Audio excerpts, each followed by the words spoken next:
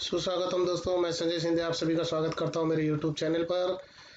और आज जो हम देख रहे हैं भारत की खोज कक्षा 8वीं की पूरक पाठ्य पुस्तक का 7वां अध्याय, जिसका शीर्षक है अंतिम दौर भाग 2। और ये मेरा इस अध्याय पर 2 वीडियो है, तो भाग 1 देखते हैं इस अध्याय का। तो चलिए जल्दी से शुरू करते हैं हम हमारे इस अध्याय को। अंतिम दौर 2, राष्ट्रीयता बनाम साम्राज्यवाद, मध्य वर्ग की बेबसी, गांधी का आगमन। तो पहले शीर्षक पर आ जाते हैं। राष्ट्रीयता मतलब राष्ट्र के बारे में सोचना, राष्ट्र के हितों के बारे में सोचना, ये राष्ट्रीयता है। और बनाम अर्थात के विरुद्ध साम्राज्यवाद, तंत्र है वैसे ही साम्राज्यवाद एक प्रकार है। मध्य वर्ग की बेबसी, गांधी का आगमन। मध्य वर्ग में वो है जो मुख्य तौर पर वेतन पर जीता है। एक निश्चित समय के बाद, आमतौर पर माह समाप्त हो जाने के बाद जो वेतन लेता है, वेतन भोगी होता है, वो मध्यम वर्ग में आता है। पहला विश्व युद्ध आरंभ हुआ, राजनीति उत्तर पर थी। इसका कारण था कांग्रेस तथा तथाकथित गर्म दल और नरम दल में विभाजन और युद्ध काल में लागू किए गए नियम और प्रतिबंध। तो जैसा कि ऐसे हमने देखा था कि जब बंगाल का विभाजन हुआ 1905 में, तो उस समय इसका विरोध हुआ।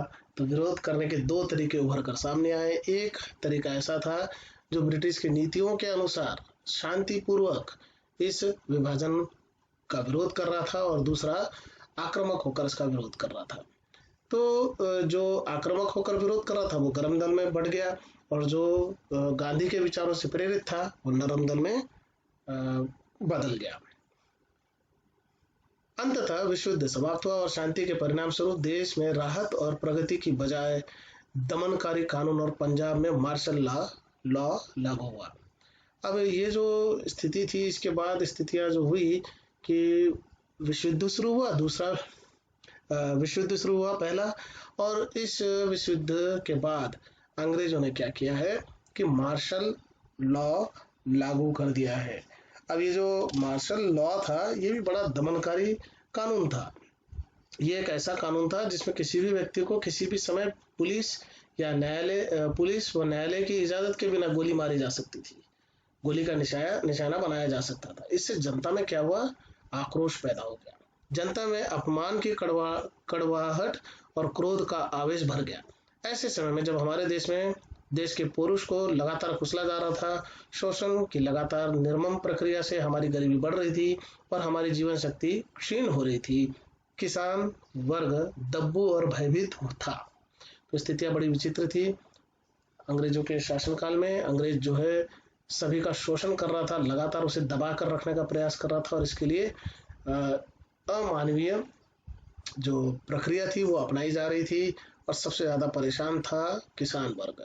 कारखाने के मजदूरों की स्थिति भी बेहतर नहीं थी।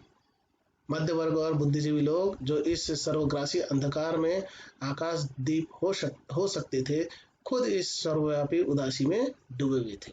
तो जो वेतनभोगी लोग थे, जो सरकार की जी हुजूरी कर रहे थे, वो थोड़ा सा उस समय जागरूकता दिखाते तो शायद इनकी मदद कर सकते थे, लेकिन वो खुद उदासी में डूबे हुए थे, वो खुद निराश थे। और तब गांधी का आगमन हुआ।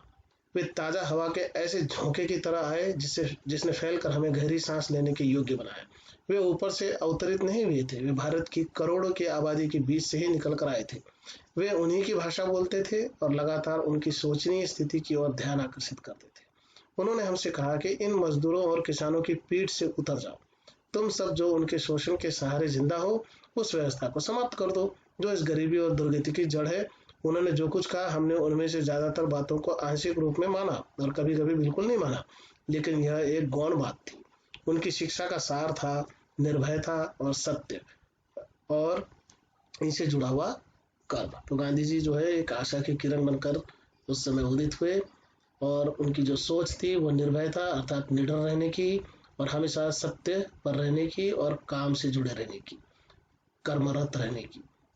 वे हमेशा सामान्य जनता की खुशहाली पर नजर रखते थे, लेकिन ब्रिटिश शासन के अधीन सबसे प्रबल एहसास था भय। व्यापक दमनकारी दमघोटू भय, सेना का पुलिस का दूर दूर तक फैले हुए खुफिया विभाग का भय, अफसरों व जमींदारों के कारिंदों का भय, साहूकार का भय, बेकारी और भुखमरी का भय जो हमेशा करीब खड़ा रहता था। चारों तरफ फैले इस डर के खिलाफ ही गांधी की शांत किंतु दृढ़ आवाज उठी, डरो मत। तो उस समय जनता देखिए किन किन चीजों से डरी हुई थी। पुलिस से डरी हुई थी, ठीक उसी प्रकार से सेना से डरी हुई थी, खुफिया विभाग का डर था, अफसरों का डर था, जमींदारों के जो सेवक थे वो कारिंदे कहलाते थे, सेवकों का डर था, साहूकार का डर था, बेकारी का डर, भूख का डर, गरीबी का डर, न जाने किस किस चीज का डर उस समय फैला हुआ था। इसकी वजह से आम जनता निराश थी, लेकिन गांधी जी ने कहा कि डरो मत। और इस एक वाक्य ने सत्य और निडरता ने लोगों में आत्मविश्वास पैदा किया। इस तरह लोगों के ऊपर से भय का काला लबादा उठ गया। लबादा अर्थात पर्दा उठ गया, हट गया। लबादा उठ गया, पूरी तरह तो नहीं पर आश्चर्यजनक मात्रा में। तो ये तो पूरी तरह से हटा नहीं, लेकिन जो जिस हद तक होना चाहिए था उस हद तक लबादा पर्दा हट गया उनके ऊपर से। क्योंकि भय का झूठ से नजदीक का संबंध होता है। जैसे जैसे झूठ और लुक छिप कर काम करने की जरूरत कम होती गई, वैसे वैसे एक व्यापक परिवर्तन दिखाई देने लगा। यह मनोवैज्ञानिक परिवर्तन था। और धीरे धीरे क्या हुआ, लोगों के मन में ये परिवर्तन हो गया कि वो डर उनके मन का कम होने लगा और झूठ जैसे जैसे दूर होने लगा, सच उभर कर सामने आने लगा। गांधी ने भारत में करोड़ों लोगों का अलग अलग मात्रा में प्रभावित किया। कुछ लोगों ने अपने जीवन की पूरी बनावट को ही बदल लिया, कुछ पर आंशिक प्रभाव पड़ा या फिर प्रभाव मिट गया, पर पूरी तरह नहीं। अलग अलग लोगों में प्रतिक्रियाएं भी अलग अलग हुई और हर आदमी के पास इस सवाल का अलग अलग जवाब था। तो इस प्रकार गांधी ने लोगों के मन में परिवर्तन लाया और यह परिवर्तन कारगर साबित हुआ। भले ही बड़े पैमाने पर ये नहीं हुआ हो, लेकिन कुछ अंश तक ये हुआ और लोगों के मन का डर जो है धीरे धीरे कम होने लगा। तो चलिए यहाँ रुकते हैं, हम फिर से मिलते हैं एक और नए वीडियो के साथ। धन्यवाद।